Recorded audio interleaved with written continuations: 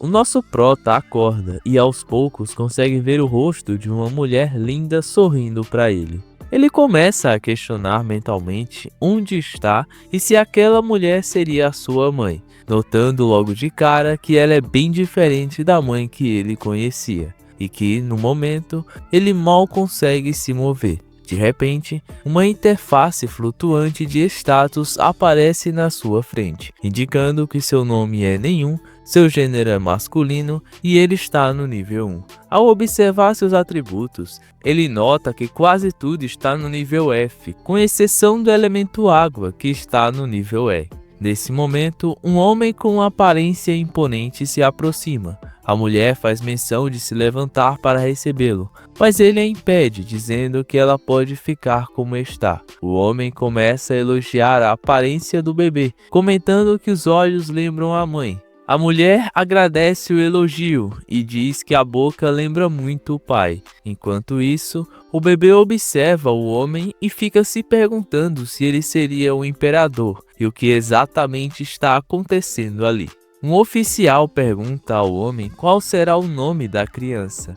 Ele fala que o nome será Noah Ararat e que ele ocupará a posição de 13º príncipe imperial. A mulher se curva em sinal de agradecimento e imediatamente a interface do status do bebê é atualizada com um novo nome e o título de nobreza. Noah reflete sobre a situação, percebendo que agora é filho do imperador e possui um título importante. O imperador então pergunta sobre a aptidão do Noah e o oficial informa que é o elemento água. Sabendo disso, o imperador declara que a região de Alméria, lar do clã da água, será o feudo do Noah. No mesmo instante, o prota percebe que em seu status surgiu um sinal de mais ao lado do nível E de água. O imperador ordena que o homem teste as habilidades da criança. Ele se aproxima, coloca as mãos sobre o bebê e ativa a magia para ver o status dele. O valor do elemento água no status do Noah sofre uma mudança brusca, saltando de E+S para SS. Todas as pessoas do salão ficam em choque, comentando que o poder já despertou e que nunca viram alguém tão jovem com um rank S. O imperador levanta o bebê para o alto diante da multidão, que começa a celebrá-lo. Depois de muitos anos, Noah acorda em sua cama e é saudado por duas criadas. Ele fala que já se passaram 6 anos desde a sua reencarnação e que descobriu algo importante sobre seu status. Embora a maioria de suas categorias apareçam no nível F em seu painel azul, sua afinidade com a água é SS. Noah explica que ele consegue enxergar detalhes que os outros não veem. O poder dele aumenta conforme ele adquire subordinados. O nível S vem de seu feudo em Alméria e o restante vem de suas criadas. Além disso, seu nível é representado pelo símbolo do infinito, o que indica que seu crescimento é sem limites. Enquanto as criadas o vestem, elas comentam como ele tem uma postura serena e digna de um governante, mesmo sendo tão novo. Durante o café da manhã, uma das criadas, chamada Evelyn, avisa que o príncipe herdeiro e o 4º príncipe chegaram para vê-lo.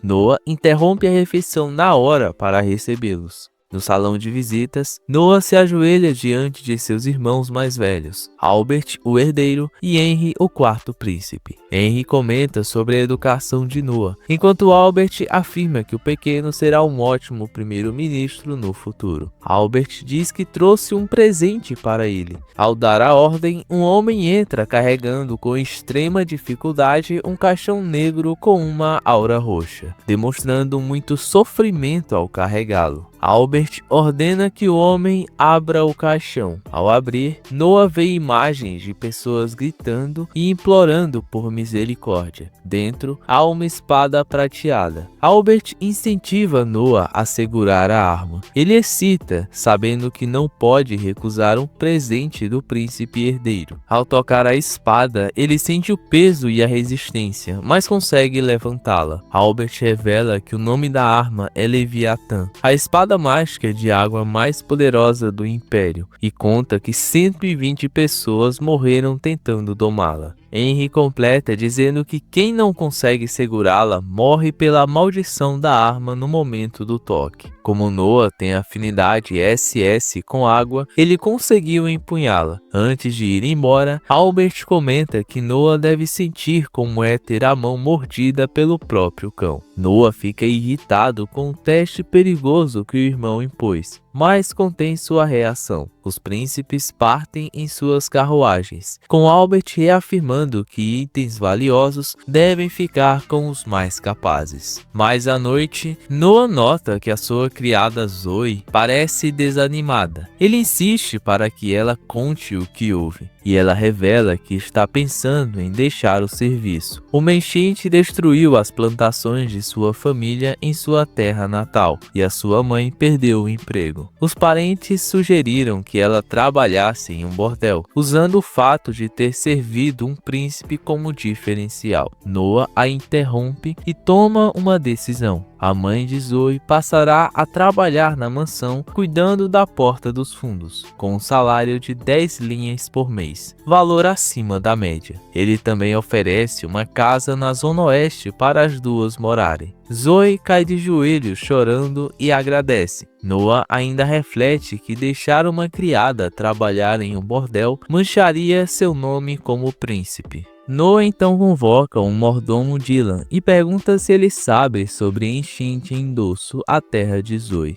Ele fala que já ficou sabendo também. Então Noah ordena que Dylan compre o máximo de terras possíveis na região para evitar que oportunistas extorcam as famílias. Dylan fica impressionado, mas avisa que o custo seria de uns 700 mil linhas. Noah faz as contas. Ele tem 500 mil disponíveis entre seu saldo e impostos do feudo, mas faltam ainda 200 mil. Para cobrir o valor, ele decide vender terras ao sul da capital que ganhou do imperador. Dylan alerta que isso pode ser uma ofensa grave, mas Noah assume a responsabilidade, dizendo que nobres devem agir pela felicidade do povo. Dylan agradece profundamente e Noah percebe que o próprio mordomo também é daquela região. No dia seguinte, Noah se prepara para ir a Dosso e inspecionar as terras. Henry aparece e pergunta se ele vai usar a espada mágica que está em uma caixa grande. Noah explica que a espada não reagiu mais desde o primeiro contato e quer testá-la. Henry adverte que a arma tem vontade própria e só obedece a quem reconhece como mestre, comparando-a a um cão raivoso. Ele avisa que tentar usá-la sem ser aceito pode levar à morte. Noah segue viagem em sua carruagem para em uma estrada de terra. Ele, Dylan e Zoe observam a vila devastada pela lama e casas destruídas. Noah ordena que Dylan vá ao escritório do governo comprar as terras cujos títulos foram levados pela água. Usando uma capa com capuz, Noah caminha pela destruição com Zoe. Eles veem a fila de comida do Império, mas Noah nota que a sopa é pura água e está estragada. Um senhor diz que eles devem ser gratos por qualquer coisa, mas Noah não aceita aquilo.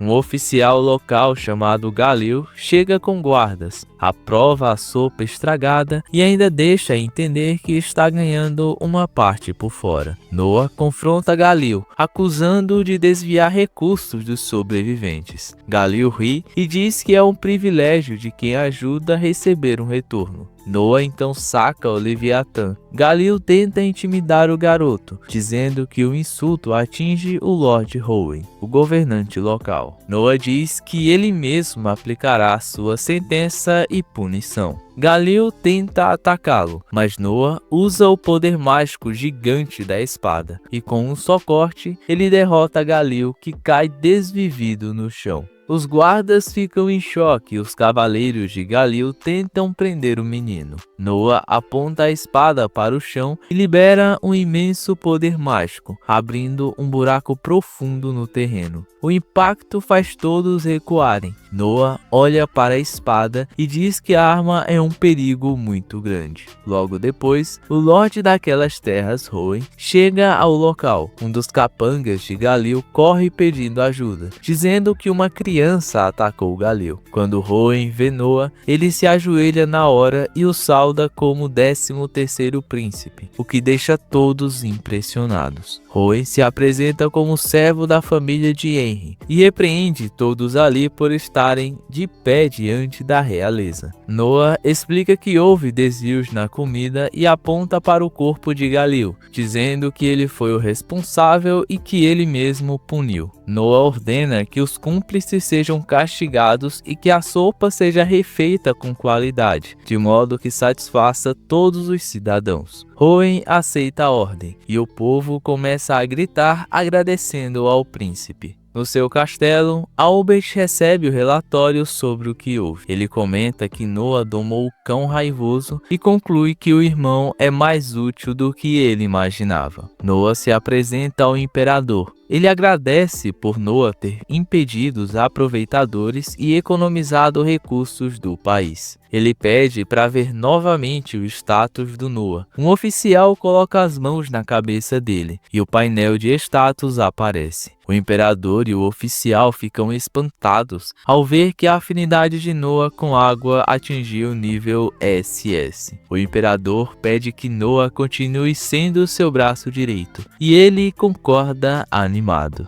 O Noah tá dando aquele rolê na cidade. Ele chega num lugar que parece um teatro e dá de cara com uma garota cantando. E olha, a menina não é qualquer uma não. A voz dela é diferenciada. O Noah, que já tem aquele olhar clínico de quem sabe de tudo, fica impressionado. Mas fala que a garota tá boa, mas tem que melhorar um pouco ainda. Mas como nem tudo são flores, o clima de ópera é quebrado por uns brutamontes que claramente nunca ouviram falar em ética. Os caras chegam botando banca, reclamando da música e mandando a real pra coitada. Canta menos e trabalha mais, porque a dívida do seu pai não vai se pagar sozinha. E o pior, os malucos dão uma sugestão criminosa de que existem outras formas de uma mulher ganhar dinheiro. Pois é, os caras tava pedindo para levar um corretivo. Nosso garoto Noah, que não aguenta ver injustiça, sobe no palco. Ele já chega dizendo algo que está na lei. Ô seus orelhudo, sugerir que ela venda o corpo para pagar a dívida do pai é contra a lei, sabiam? Mas bandido de anime é tudo igual. Um dos caras achou que o Noah era só um moleque bonitinho e partiu pra cima dele. O erro foi fatal. O prota nem suou. Puxou a venenosa sua espada que mete medo até em fantasma. E só na ameaça os caras já sentiram o cheiro do perigo e meteram o pé dali. Depois que tudo acontece, a plateia finalmente se toca. Eita, é o príncipe imperial. O Noah, no gesto de quem tem a carteira infinita, elogia a música da garota e fala: relaxa, as despesas do mês e o tratamento da sua mãe tá na minha conta. A cena corta já pro Noah chegando em casa. E não é que os caras que correram lá do teatro estavam lá na casa dele, ajoelhados no portão, pedindo perdão pelo vacilo que cometeram? A empregada pergunta o que é para fazer e o Noah, com toda a frieza, manda expulsá-los. O irmão dele, o Henry, que estava por ali só de olho, achou a decisão incrível. Boa, Noah, tem que manter a reputação. Príncipe não se mistura com esse tipo de gente que acha que pode atender a qualquer hora. Mas o Noah diz que é mais do que isso. Ele explica pro Henry que se perdoar esses caras agora, amanhã eles vão lá para aterrorizar a cantora de novo. O castigo é para eles aprenderem a lição. O Henry fica até emocionado vendo que o caçula tem mais juízo que os irmãos mais velhos, que apesar da escola cara, ainda agem como crianças catarrentas. Então eles mudam de assunto e o Henry pergunta se o Noah dominou a espada. E o prota confirma com aquela humildade de quem sabe que é gênio. O irmão estranha o tamanho da espada, achando que o Noah vai ficar arrastando aquilo pelo chão. Mas aí é que vem o truque. O Noah puxa a espada da manga e mostra que ela diminui e aumenta de tamanho conforme o gosto do freguês. O Henry só falta cair para trás. O moleque é um gênio mesmo. Anoiteceu e os caras ainda estão lá do lado de fora. Um deles resolveu ter um surto de coragem e começou a gritar: O Noah só deu aquela olhadinha de lado, liberou um tiquinho da pressão da espada e os caras quase desmaiaram de medo. Ficaram quietinhos na hora. É o poder da intimidação. A gente vai agora para o que parece um baile. O Noah, quando chega lá, todo mundo fica impressionado com a presença do príncipe imperial. E um dos caras pergunta o que é aquela espada. Ele conta que é um tesouro do reino, dado especialmente para ele pelo príncipe herdeiro. Todo mundo fica impressionado, menos um cara que desconfia que aquilo seja só um brinquedo. Bem, não foi muito bom ele ter falado isso, pois a espada ficou muito brava de ser chamada de brinquedo e liberou um pouquinho do seu poder, fazendo o cara quase se mijar nas calças. Depois disso, o Noah fica lá sentado enquanto é reverenciado pelas outras pessoas que passam por ele. Um dos nobres que chegam para falar com Noah é Byron Allan, que apresenta a filha chamada Cindy Allan. Quando Noah olha para a garota, ele já pergunta para ele se ela é adotada. O Byron fica impressionado. O Noah explica calmamente que você tem postura de nobre, mas ela falta ainda um pouco de porte. O Noah ainda fala que ela era escrava. O Byron não teve outra opção a não ser confirmar tudo. Ele comprou a menina e, como ela era inteligente demais, resolveu criar como filha. O Noah achou isso bem interessante e até convidou o comerciante para visitar a sua mansão qualquer dia desses. Depois que eles saem, o cara que estava acompanhando Noah pergunta como ele sabia de tudo isso. E o prota detalha que o olhar de pânico dela ao sentir a pressão da espada e o jeito protetor com o pai só garante que ela tem um apreço muito grande por ele, que só os escravos mostram isso. No dia seguinte, o Noah tá batendo perna na cidade e encontra o Oscar Ararat, o 8º príncipe, numa carruagem. O Oscar chama ele para uma caça ao tesouro na rua Cobalt, o lugar oficial das antiguidades e, claro, das falsificações. Eles olham vasos, livros, mas o Oscar desiste. Hoje só tem lixo, Noah. Vamos embora. Mas o Noah sente o cheiro de um item raro no ar. Ele para numa banquinha fuleira, vê um livro velho e pergunta o preço. O vendedor, que claramente não sabe o que tem na mão, pede 3 contos. O Noah paga e na mesma hora chega o Oscar. Ele olha o livro e quase tem um infarto. Noah, você comprou o Grimório original do lendário feiticeiro Andrea por 3 contos? Isso vale mais de 1000. O Noah, na maior tranquilidade, diz que não sabia o que era, mas, na sua mente, viu no menu de status que a estatística de vento subiu só de possuir o livro. O Noah encosta a espada no livro e uma aura roxa começa a sair dele. É o espírito vingativo do feiticeiro. O Oscar grita pro Noah correr, que aquilo é um espírito proibido. Mas o nosso prota não corre, ele resolve. Saca a espada, manda um ataque pro céu e desintegra o fantasma como se estivesse espantando um mosquito. O dono de uma das lojas de antiguidades ali por perto ouviu tudo e ficou impressionado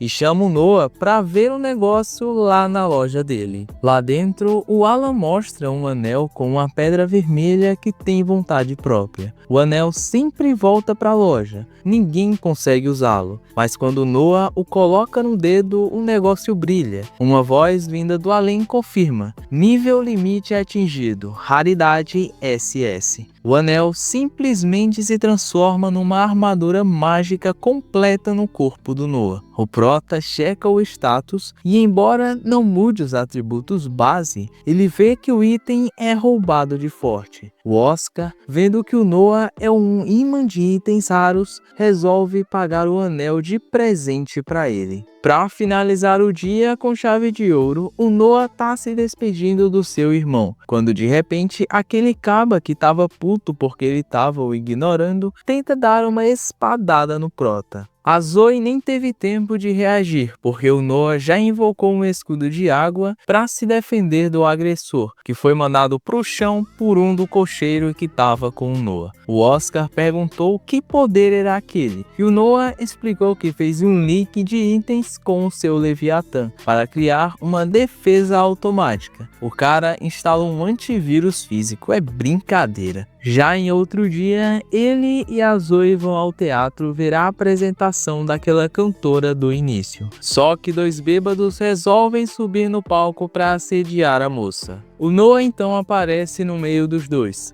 usa o escudo para apartar a briga e logo depois lança um ataque para que as roupas dos dois sejam rasgadas. Eles então saem correndo de tanta vergonha enquanto a plateia racha de rir. O dono do teatro vem pedir desculpas, mas dá aquela desculpa esfarrapada. Ah, príncipe, eu preciso desses clientes para pagar a conta. O Noah olha para ele e fala: bem, se esse for o problema, tá resolvido. E pede para Zoe dar 1000 moedas de ouro para ele. Agora o teatro é do Noah. Ele então vira para a cantora e diz as palavras que toda artista quer ouvir. Eu só quero a sua música. Continue cantando, porque um dia até o imperador vai ouvir. A menina fica muito alegre com essa atitude do Noah. Enquanto está sendo vestido, Noah é informado que Dead Marley, o governador-geral de Holdjoy, está lá fora querendo uma audiência. Ele se lembra que faz parte do seu feudo e que é uma pessoa bem importante.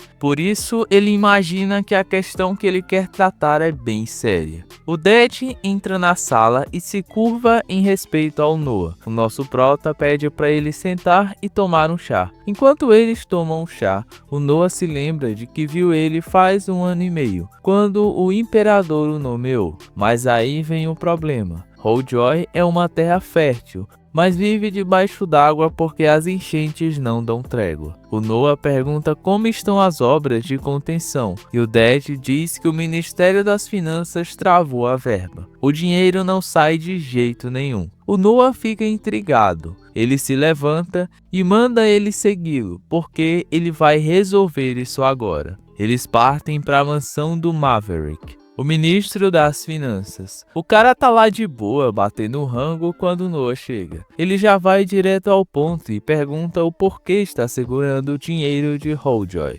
Maverick, achando que tá lidando com uma criança qualquer, começa com aquele papinho de político. Mas o Noah fala que se ele tentar tratá-lo como criança, não vai ser nada bom. A desculpa do Maverick é que, como teve enchente no ano passado, o imperador deu isenção de impostos para Holdjoy. Então, o povo que use o dinheiro economizado para pagar a obra. O Noah rebate dizendo que o povo ganhou isenção justamente porque não tem dinheiro. Então, é impossível fazer a construção. Então Maverick tenta se mostrar um puxa-saco, falando que o imperador tá ficando velho e quer um lugar para descansar.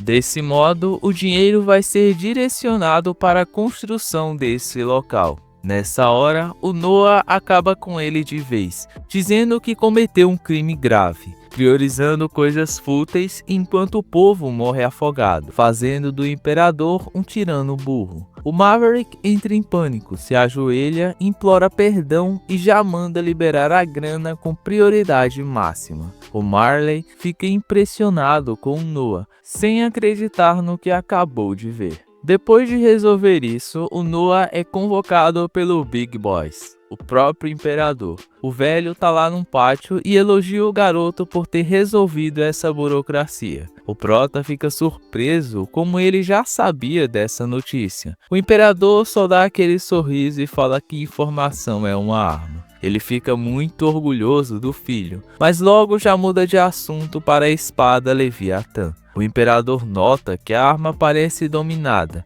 e fica surpreso que o Noah controla essa arma sinistra. Para que o garoto se torne um grande espadachim, ele chama o Diamond Noble, o melhor espadachim do Império, para treinar o Noah. Ele se apresenta e pede para ter uma batalha com Noah para saber as suas habilidades. O Noah saca Leviatã. Enquanto lutam, o Noah sente as memórias de todos os antigos donos da espada entrando na cabeça dele. E com um movimento preciso, ele desarma o Daimon e manda a espada do instrutor voar para longe. O Daimon fala pro imperador que não há nada para ensinar a ele. O moleque já é apelão demais. O imperador fica tão empolgado que nomeia Noah como juiz principal do exame de cavaleiros. O nosso prota já conta como vai prosseguir com as regras do exame e que vai acabar com esse negócio de preliminar regional. É para trazer todo mundo para a capital para que ele possa ver o talento de perto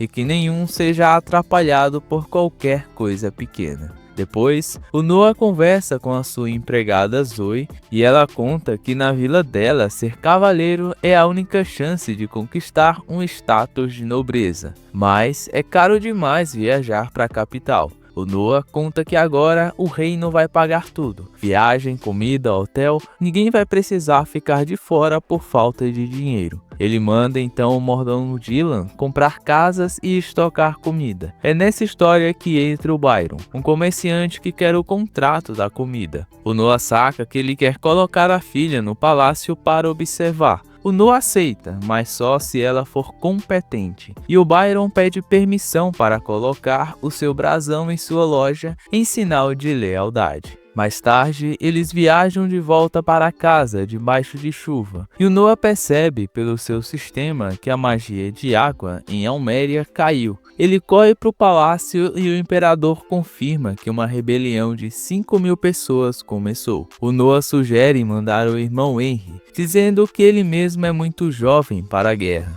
O imperador fica impressionado com a sua escolha e aceita o pedido. Na estrada, enquanto está com Henry, o Noah sente o perigo com a Leviatã.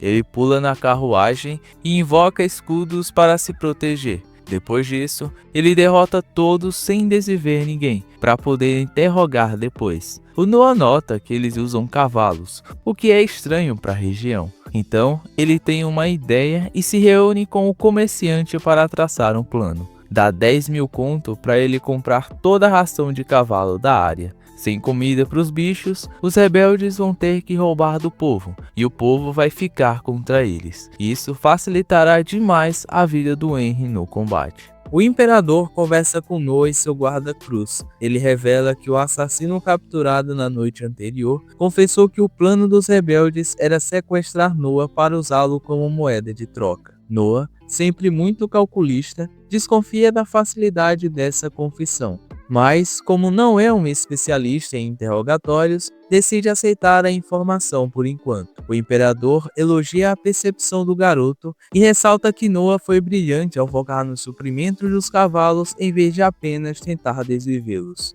Noah fica surpreso ao perceber que o imperador já sabia de suas ordens recentes. O monarca explica que enquanto outros sugeriram deixar os rebeldes desviverem de fome, o que puniria o povo local também, Noah usou seus próprios recursos para comprar toda a ração de cavalos da região, imobilizando o exército sem causar uma tragédia humanitária. Essa iniciativa, o imperador concede a Noah uma honraria raríssima, a permissão para adicionar uma espada ao seu brasão de armas. No Império, fazer isso sem autorização é um crime gravíssimo, então o gesto marca Noah como alguém de confiança extrema da coroa. Logo depois, Noah se encontra com o seu subordinado, que confirma que o controle das rotas de grãos foi um sucesso. Porém, ele deixa um aviso, que Carron, o líder rebelde, é um homem vingativo e não vai desistir fácil. No meio dessa conversa,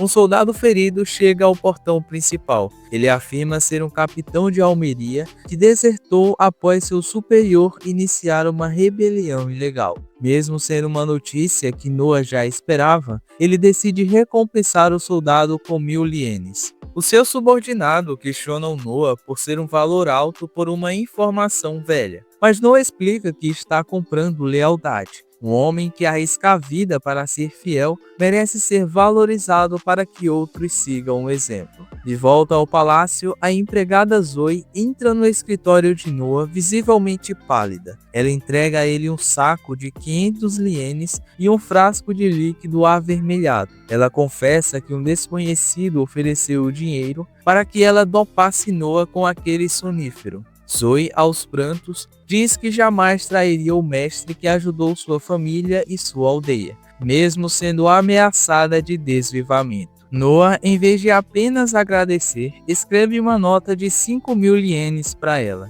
Ele argumenta que se tentarem comprar a lealdade dela por 500 e ela recusou, o valor dela para ele é 10 vezes maior. Mas Noah decide usar a situação a seu favor. Ele ordena que Zoe siga o plano original. Ele vai ingerir o líquido e assim que desmaiar, ela deve entregá-lo aos rebeldes e fugir imediatamente para se esconder. O plano funciona. Noah acorda amarrado em uma carroça escura. Ele ouve os sequestradores mencionando que estão apenas seguindo as instruções de Carhon. Usando magia, Noah invoca uma lâmina através de seu anel e corta as cordas em silêncio. Enquanto a carroça está parada, Noah usa a Leviatã para acessar suas memórias e confirmar os rostos dos invasores que entraram em seu quarto. Ele percebe que está cercado por uma escolta armada. Então, Noah finalmente se revela. Ele salta do veículo empunhando a Leviatã.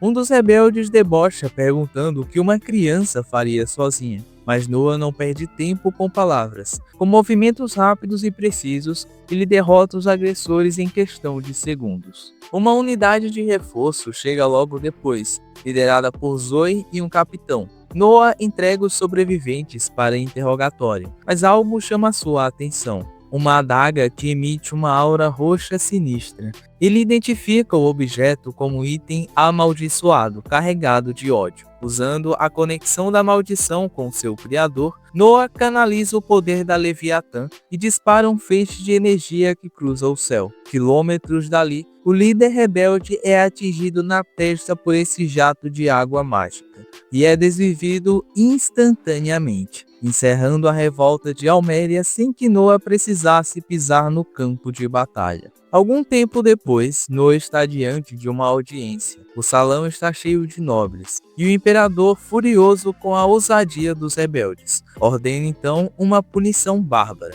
o desmembramento de todos os envolvidos e de suas famílias. Os nobres vibram com a crueldade, mas Noah levanta a voz e interrompe o pai. Ele afirma que o imperador não deve fazer isso. O salão fica em choque com a audácia do príncipe. Noah argumenta que a força do império reside na lei, não no impulso. Ele cita os códigos imperiais. Traidores devem ter suas cabeças desconectadas do corpo e seus cúmplices jogados para baixo com uma corda. Esse tipo de atitude de qualquer outro membro da família sem qualquer envolvimento não consta na lei. Noah alerta que se o próprio monarca ignorar as regras para buscar vingança pessoal, o mundo cairá no caos. Após um silêncio tenso, o imperador sorri. Ele admite que Noah está certo e elogia o filho por ter a coragem de corrigi-lo. A punição é alterada para a pena máxima permitida pela lei, mantendo sempre a ordem. Impressionado com a maturidade do garoto, o imperador decide que o mundo precisa conhecer a inteligência de Noah. Ele desce do trono, toca o ombro do filho e o nomeia oficialmente como príncipe imperial sábio. O imperador comenta que seria fascinante se Noah tivesse nascido alguns anos antes, sugerindo que ele seria um candidato fortíssimo à sucessão. Antes de encerrar a audiência, ele lembra a Noah sobre a próxima seleção de cavaleiros e pergunta como ele pretende escolher seus subordinados. Noah decide fazer uma demonstração prática de suas habilidades. Em um jardim diante do imperador e de instrutores, ele se senta calmamente para tomar um chá. Sob suas ordens, vários guardas começam a lançar baldes de água em sua direção ao mesmo tempo. Sem sequer olhar para os lados, Noah ativa um escudo mágico através de seu anel. A água é dissipada no ar antes mesmo de encostar em sua roupa. Ele termina o chá completamente seco, provando que sua defesa é impecável. Ele explica ao pai que usará essa tática na seleção. Ele deixará os candidatos atacarem seu escudo. Quem conseguir chegar mais perto ou demonstrar técnica para romper a defesa será o escolhido. Isso poupa o esforço físico de Noah em lutas desnecessárias e foca na habilidade real dos soldados. O imperador fica satisfeito, mas alerta que ele pode encontrar alguém forte o suficiente para quebrar o escudo e feri-lo. Noah aceita o risco com total confiança. Ao final do dia, o imperador caminha com seu conselheiro pelas profundezas do castelo. O conselheiro nota que o imperador está dando muita importância a Noah, e o monarca reafirma que o garoto é um prodígio sem precedentes, especialmente por ter eliminado o líder inimigo à distância usando a espada mágica. Eles chegam a uma área secreta onde Cruz guarda uma caixa ornamentada. O imperador observa o objeto e menciona uma lenda antiga.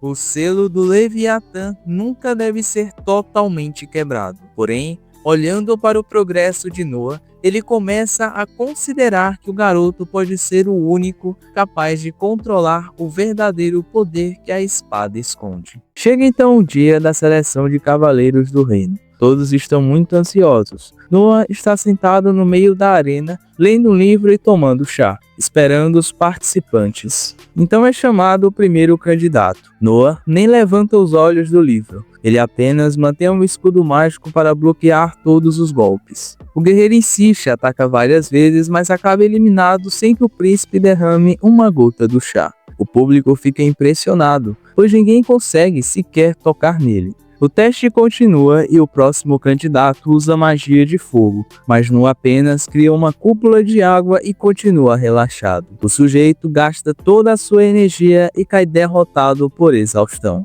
Já no fim do dia, Noah comenta que ninguém se destacou, até que surge a última participante. Ela entra na arena de armadura, respira fundo e parte para o ataque. Diferente dos outros, quando ela bate no escudo já começa a rachar. Então coloca toda a sua força contra o escudo até que finalmente consegue quebrá-lo e ainda acerta o Noah de raspão. Os guardas prendem ela imediatamente e a multidão pede uma punição severa, já que ferir a realeza é um crime grave. Mas Noah ordena que a soltem. Ele pergunta o nome dela e ela se apresenta como Shirley Grandes. Para a surpresa de todos, o Noah declara que ela está aprovada. Ele explica que, embora não tenha dito as regras antes, o desempenho dela foi exatamente o que ele buscava. Depois disso, Noah conversa com ela a sós. Shirley ainda está confusa por ter sido aprovada após o incidente. Noah explica que não houve crime porque ele ordenou o ataque. Para provar um ponto, ele pede que ela o ataque de novo. Ela excita, mas obedece.